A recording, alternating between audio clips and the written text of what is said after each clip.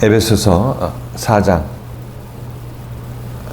7절, 8절, 9절, 10절 7절부터 10절까지 같이 한번 읽겠습니다.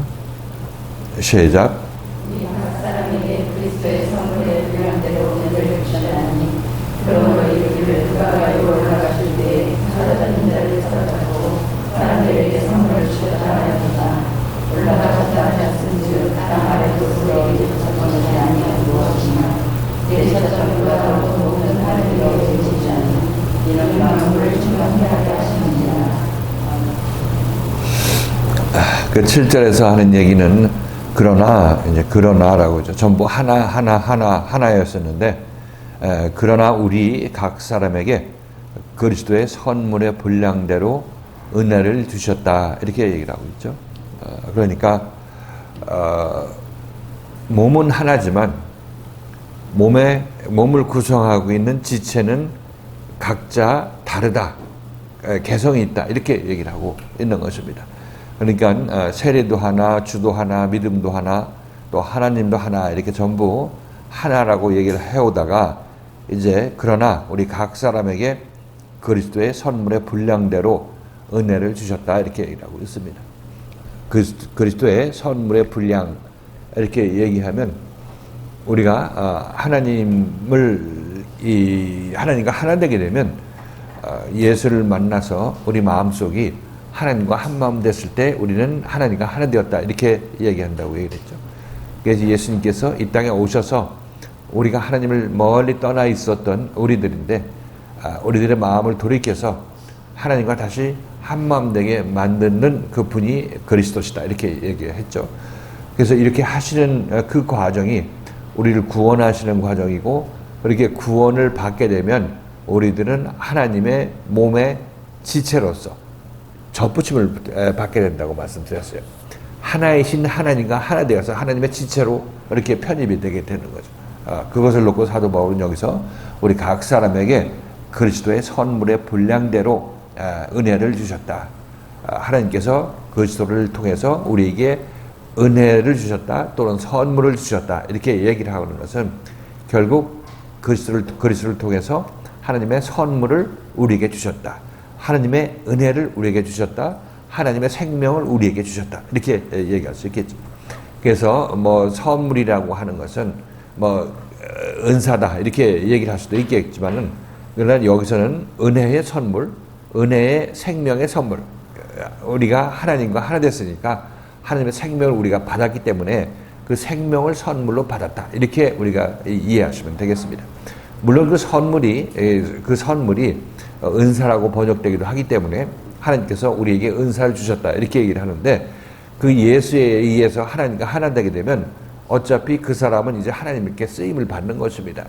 이전에는 쓰임을 받지 못했을 때는 그가 잘하는 모든 어떤 세상의 어떤 능력이나 학식이나 이런 것들이 쓰임을 받지 못했었는데 이제 예수에 의해서 그 사람이 하나님의 사람으로 변화가 일어났을 때는 이제 그 사람이 갖고 있는 모든 특색이 그 사람이 갖고 있는 모든 장기가 이것이 하나님께서 그에게 주신 은사에 의해서 은혜에 의해서 이제 하나님께서 쓰시는 그런 달란트가 되었죠. 그렇죠? 그래서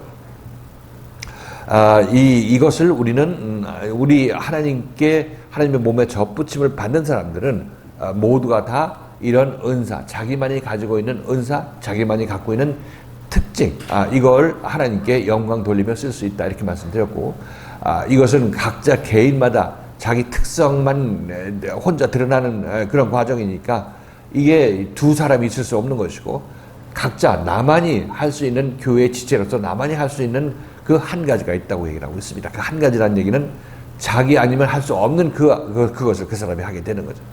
그래서 우리 교회에서는 여러분들 중에서 아무도 쓸모없는 사람은 아무도 없다. 쓸모없는 사람은 그 쓸모없는 기준이 뭐냐면 하나님과 하나 되지 않은 사람은 아무리 학식이 좋아도 아무리 뭘 잘하는 능력이 있어도 그런 사람은 하나님께서 쓰지 않으시기 때문에 그런 사람은 쓸모가 없는 사람이 되는 거죠. 하나님과 하나 되면 아무리 내가 능력이 없고 아는 것이 없어도 아는 것이 없고 능력이 없는 그가 하나님께 쓰임을 받는 것입니다. 그 사람 아니면 안 되는 일을 그가 할 수 있기 때문에 그가 하나님의 쓰임을 받게 되는 것이고 그 존귀하게 여김을 받게 되죠. 이전에는 뭐 못한다는 얘기만 하고 네가 하는 일은 너무 작어 이렇게 얘기를 들었을지 몰라도 이제 하나님에 의해서 고침을 받아서 하나님 몸의 지체로 편입되게 되면 이제 그 사람은 그 몸의 지체로서 귀중하게 쓰임을 받는다. 이렇게 여러분께서 이해하시면 되겠습니다. 그러니까 여러분들 중에서도 나는 능력이 없고 뭐 아는 것이 없고 지식이 없고 뭐 이렇게 한탄할지라도 그 말씀에 의해서 여러분들이 고침을 받게 되고 하나님과 한마음 되게 되면 그럼 여러분은 정말 그 여러분의 그 못함, 알지 못하는 것 이런 것들이 오히려 하나님께서 더 높임을 받는 그런 도구가 되고 그런 계기가 되도록 역사해 주신다고 말씀드리는 것입니다. 그 얘기는 우리가 안다 모른다 이런 것은 세상 기준으로 안다 모른다 하는 거지 하나님께서는 몰라도 쓰시고 알아도 안 쓰시고 하는 그런 능력을 우리에게 보여주시는 그런 하나님이시기 때문에 우리들은 각자 자기 자신이 하나님 안에서 변화를 받아서 하나님의 생명을 받는 것이 우선인 것이지 이걸 내놓고 다른 일 먼저 하려고 하서는 아직까지 일의 완급 이것을 조절하지 못하는 것이고 어떤 것이 우선인지를 아직 모르기 때문에 그렇게 하는 것입니다. 우리는 하나님과 하나 되고 그리스도의 말씀을 듣고 하나님과 하나 되기를 소망하고 따라 나서야 된다고 말씀드리는 것입니다.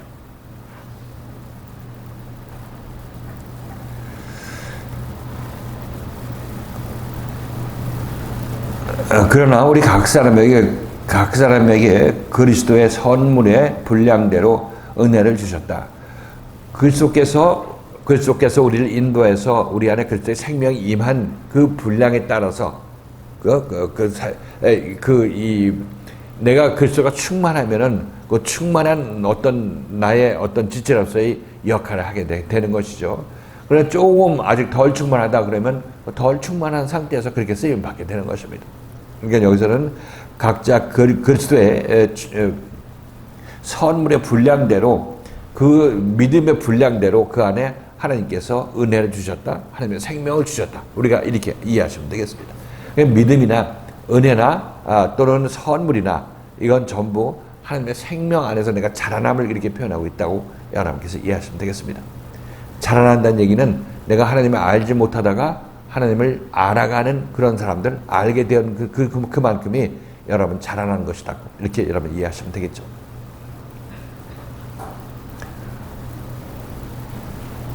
자, 그리고 이거는 이제 사도 바울이 어느 경우를 놓고 얘기를 하고 있느냐면 사도 바울이 전하는 말씀에 의해서 그 사람이 변화를 받아서 이제 그리스도의 몸에 온전히 접붙임을 받게 된 사람, 이렇게 이 사람을 놓고 얘기를 하고 있는 것입니다. 그것을 놓고 어떻게 얘기를 하고 있느냐면 또한 그러므로 이르기를 그가 위로 올라가실 때에 사로잡힌 자를 사로잡고 사람들에게 선물을 주셨다 하였도다 이렇게 얘기를 하고 있죠. 이게 그러니까 지금 말씀드렸던 대로 사도 바울의 말씀에 의해서 매일매일 고침받다가 이제 고침이 완성될 때가 있을 거 아니겠습니까? 그때는 이제 이들이 온전히 고침을 다 받은 때인 것이죠. 이렇게 됐을 때 여기서 어떻게 표현하고 있느냐면 그때 그가 그리스도께서 위로 올라가실 때 하늘로 올라가실 때 사로잡힌 자를 사로잡고 사람에게 선물을 주셨다 이렇게 얘기를 하고 있습니다. 사로잡힌 자라는 얘기는 어디에 사로잡혔다고 얘기를 하고 있죠? 사단에 사로잡힌 자, 죄의 노예가 된 자를 얘기를 하고 있죠. 이게 바로 우리 모습이라고 말씀드렸어요. 죄의 노예가 된 우리들을 사로잡힌 자를 사로잡았다는 얘기는 누가 사로잡았다는 얘기죠? 예수님이 사로잡은 거죠. 그리스도의 생명을 그 안에 주심으로 말미암아 그리스도의 잡힌 자 된 바 되었고 사도 바울처럼 그리스도에 의해서 갇힌 자 된 바울 이렇게 얘기했을 때 그 갇힌 자 이게 사로잡힌 자죠. 갇힌 자. 근데 잘 이해하셨죠? 사로잡힌 자를 사로잡았다 이런 얘기는 사로잡힌 자를 해방시켰다. 사로잡힌 자를 그리스도에 속한 자로 하나님의 속한 자로 잡았다 이렇게 얘기를 하고 있는 것입니다. 이해되셨죠? 사로잡힌 자를 사로잡는 것. 그리고 사로잡고 사람들에게 선물을 주셨다. 그 사람들이란 것은 누구냐면 이렇게 사로잡힌 바 된 자를 얘기를 하고 있습니다. 사로잡힌 자를 사로잡게 된 자, 그 자들을 얘기를 하고 있죠. 그들은 사람이죠.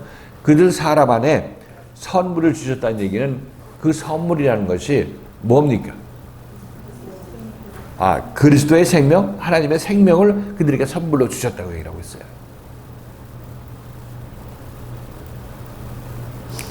그들에게 선물을 주셨다. 그들에게 하나님의 생명을 주셨다. 이렇게 우리가 이해할 수 있겠죠.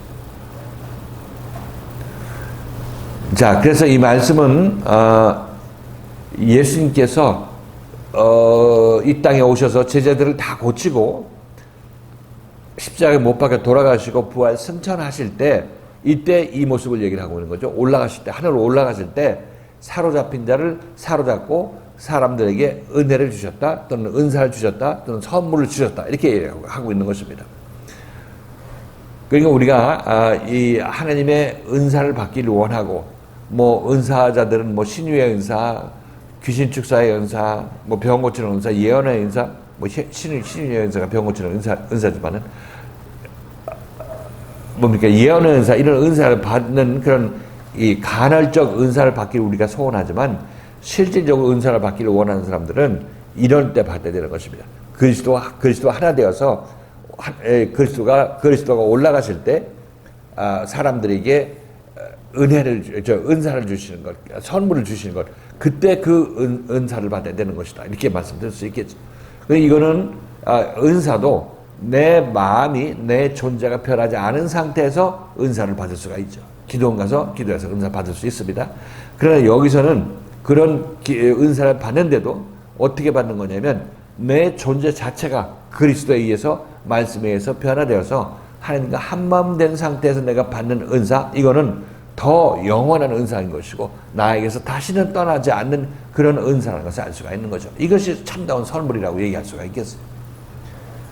그러니까 우리가 율법 아래서 받는 은사들은 이렇게 복음 아래서 예수에 의해서 내가 변화받아서 내가 받을 은사의 모형이다. 이렇게 우리가 이해하시면 됩니다.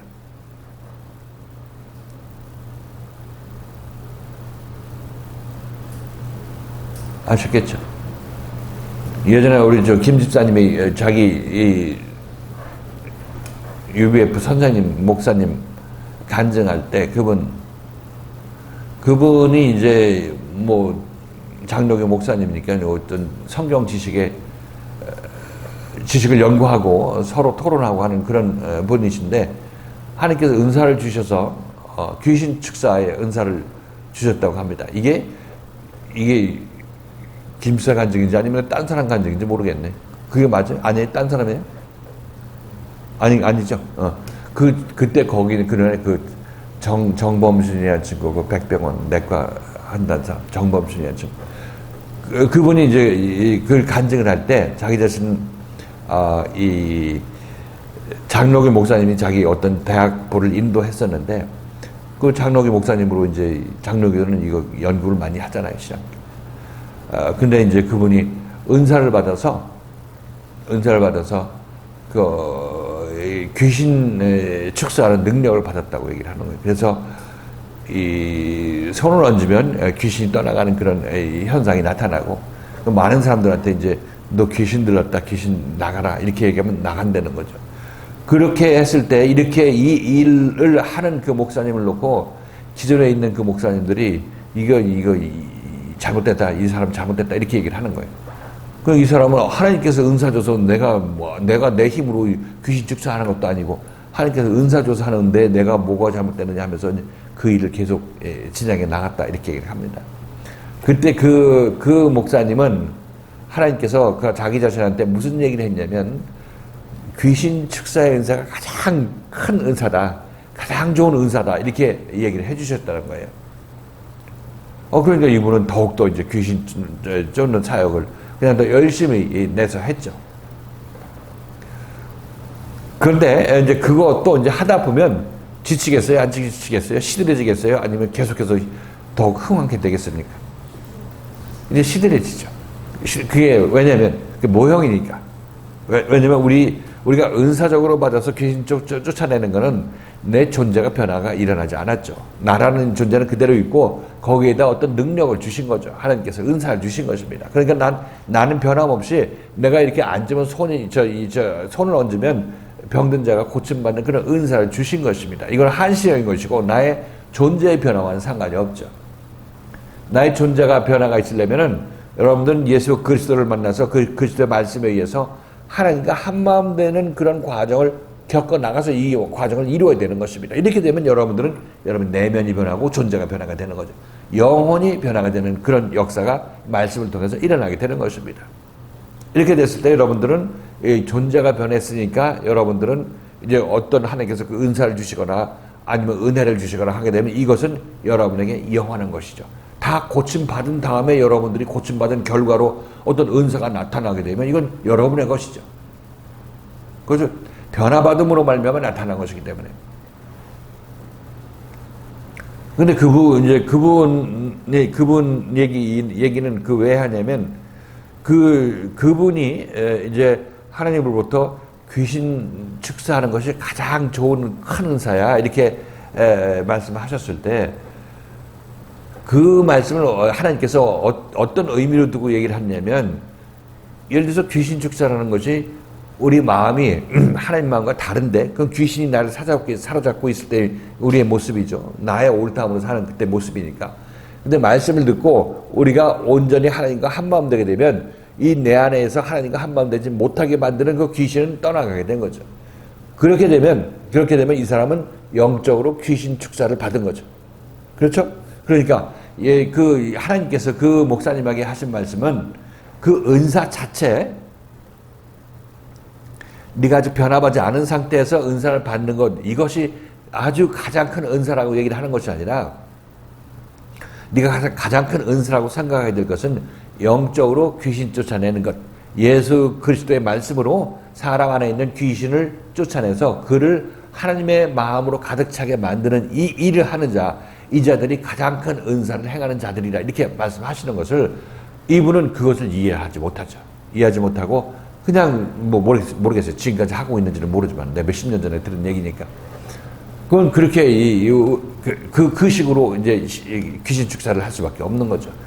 그러니까 우리가 은사자들도 대부분 이렇게 은사자들이 그 자기 자신이 하는 일들이 이렇게 진행되고 있어요. 아마 예전에 뭐 귀신 쫓아내고 예언 열심히 했던 사람들도 지금은 다 시들해졌을 거예요.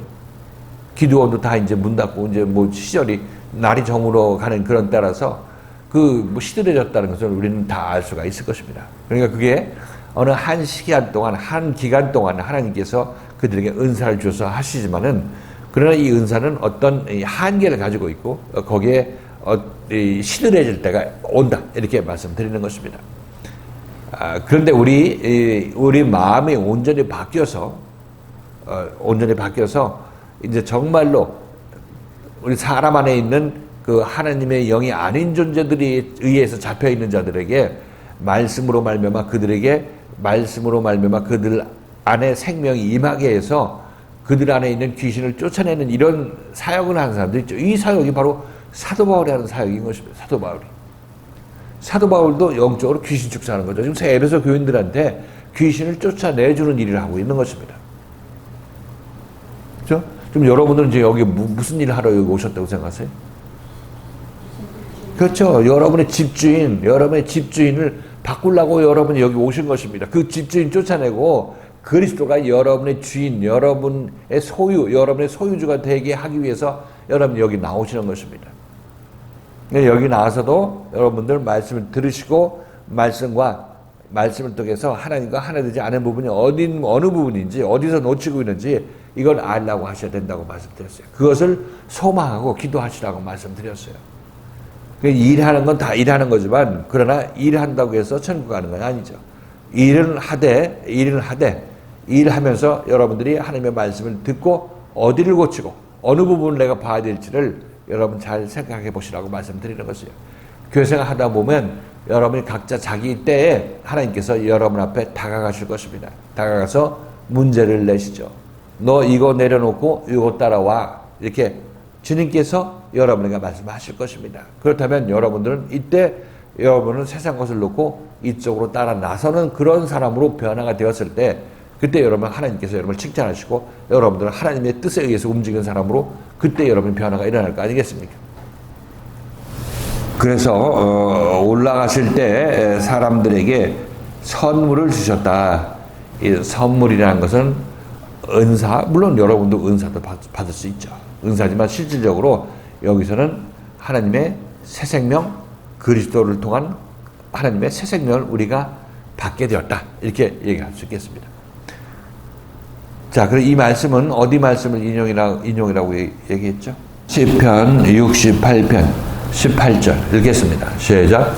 그래서 높은 곳으로 오시며 사람들은 나를 뵙고 성령을 보라해서 또는 태역자들에서 하시니 여호와 하나님이 저와 함께 거하시니라. 그러니까 이 말씀은 7절 말씀하고 같은 말씀이에요. 사도 바울이 우리 각 사람에게 그리스도의 선물의 분량대로 은혜를 주셨다.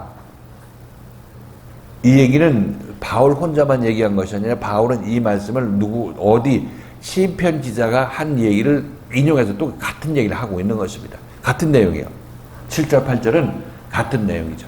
그래서 우리 각 사람에게 그리스도의 선물의 분량대로 은혜를 줬다는 얘기는 생명을 줬다는 얘기니까 그리스도가 우리를 다 고쳤다는 얘기를 하고 있죠. 우리를 죄에 사로잡힌 우리를 죄로부터 우리를 해방시켜서 다 고쳤을 때 우리에게 은혜의 선물을 주시고 새 생명의 선물을 주시게 되는 것이죠. 이것을 같이 이것을 사도 바울은 시편에서 인용해서 얘기를 하고 있는 것입니다. 같은 내용으로 시편 68편 18절 그 내용을 얘기를 하고 있는 거죠. 그래서 시편 68편 18절은 그 승전의 기쁨을 승리를 찬양하는 그런 노래인데 언약궤가 시온산에 갔을 때 그때의 모습을 놓고 얘기를 한다고 말씀드렸어요. 언약궤가 시온에 도착했던 얘기는 언약궤라는 얘기는 예수 그리스도를 얘기를 하고 있는 것이고 시온은 우리 마음을 얘기를 한다고 했죠. 평상시에 우리 마음을 얘기를 하는 것이 아니라 그리스도의 생명이 임했을 때 우리 마음은 시온이 된다고 말씀드렸어요. 언약궤가 우리 마음속에 도착, 그리스도가 내 안에 자리 잡는 것하고 시온산이 내한테 오는 거하고 어느 게 먼저 와요? 동시에 오는 거예요. 동시에. 예수 그리스도가 내 안에 임하게 되면 나는 이 언약궤가 내 안에 임하게 되는 것이고 그렇게 되면 나는 또 시온산이 되는 거예요. 주께서 높은 곳으로 오르시며 사로잡은 자를 끌고 그 사로잡힌 자를 사로잡아서 선물을 인간에게서 또는 패역자 중에서 받으시니 여호와 하나님이 저희와 함께 거하려 하심이로다. 올라가신 이유가 여호와 하나님께서 우리와 함께 하시려고 올라가셨다고 얘기하고 있어요. 그럼 예수 그리스도가 우리 안에 하나님의 생명을 가지고 임하셨으니까 하나님이 우리와 함께 하시기 위해서 우리 안으로 임하시는 거 아니겠습니까? 목적이 바로 그거라고 얘기하고 있어요. 사도 바울도 바로 이 에베소 교인들을 이런 상태로 만들기 위해서 지금 말씀을 전하고 있는 것이고 그래서 높은 곳으로 오르신다는 얘기는 하늘로 오르신다는 얘기를 하고 있고 그리고 이 사로잡은 자를 사로잡아서 끌고 선물을 인간에게서 패역자 중에서 받으셨다. 패역자는 죄인이죠. 죄인으로부터 받았다는 얘기는 죄인으로부터 선물을 받았다는 얘기는 죄인이 구원을 받았다는 얘기예요, 안 받았다. 죄인이 구원을 받고 죄인이 하나님께 선물을 받았다 이런 얘기를 하고 있는데 사실 사도 바울은 선물을 하나님께서 그들에게 주었다 이렇게 표현하고 있다고 말씀드렸죠. 그래서 하나님께서 우리를 고치신 다음에 하나님의 패역자들이 이제 하나님의 순종하는 하나님의 종들이 되는 거 아니겠습니까? 그 상황을 놓고 하나님께서는 이들이 잘 고침을 받아서 나에게 선물을 되었다. 나에게 생명의 선물이 되었다. 살아난 자가 되었다. 이렇게 그래서 그걸 나에게 선물이라고 얘기한다고 말씀드렸어요. 그러니까 여러분들 구원하기 위해서 예수께서 여러분들에게 모든 정성을 다하죠. 모든 정성을 다해서 여러분들이 끝까지 잘 견뎌내서 그리스도의 생명을 받게 되면 그럼 여러분도 기뻐하시겠죠. 여러분도 기뻐하시고 그러나 더 기뻐하시는 분은 하나님께서 우리가 살아주어서 고맙다고 우리한테 정말 고맙다고 얘기하고 있는 것입니다. 그 바로 우리가 하나님께 선물이 되는 거죠. 그런 의미로 여기서 얘기를 하고 있어요. 그럼 시편 말씀하고 이쪽 에베소서 7절 4장 7절 말씀하고 이제 똑같은 내용이라는 것은 이해가 되시나요? 같은 내용이라는 거. 우리 각 사람에게 그리스도의 선물의 분량대로 생명의 은혜를 주셨다. 이런 얘기는 예수께서 다 고치고 하늘로 올라가셨다. 이런 얘기를 하고 있습니다. 근데 그 얘기를 또 이제 이 시편 말씀을 인용해서 사도 바울은 그가 위로 올라가실 때 사로잡힌 자를 사로잡고 사람들에게 선물을 주셨다. 생명을 선물로 주셨다. 이렇게 사도 바울은 얘기를 하고 있습니다. 이 얘기가 바로 말씀드렸던 대로 시편 말씀을 인용해서 이렇게 얘기를 하고 있는 것입니다. 사실 이 시편 이 말씀이 그런 의미지는 우리는 몰랐겠죠. 평상시에는. 그죠? 근데 사도 바울은 이게 시편 이 말씀이 이런 상황을 놓고 얘기하는 것이다 하는 것을 이제 자기 깨달은 바대로 우리에게 날려주고 있는 것이고 이 에베소 교인들과 같이 나누고 있는 것을 알 수가 있습니다. 그러니까 이게 이 성경 말씀이 뭐 학자라고 읽을 수 있는 것도 아니고 제대로 이 성경 말씀을 읽으려면 오직 생명을 가진 사람이 이 말씀을 이제 하나님의 어떤 열어줌에 따라서 이제 열릴 만큼 읽을 수가 있는 거지. 이 성경 말씀은 정말 온 인류가 이 지구상에 있는 동안 성경 말씀을 읽고 서로 예수 믿는 사람들 서로 토론도 하고 할 거 아니겠습니까? 그들이 이걸 세세토록 쓸 수 있는 그들에게 생명 양식이 되는 것이 바로 이게 이 성경 66권이 되는 것입니다. 선물의 분량을 믿음의 분량이라고 해석해도 틀린 건 아닌가요? 우리 각자의 믿음의 말하는 분량보다 믿음의 분량, 지금 우리는 이 선물을 그냥 은사적으로만 생각할 것이 아니라 그 생명 자체로 보면은 그 선물의 분량대로 생명의 분량대로 믿음의 분량대로 이렇게 우리가 이해하시면 되겠죠.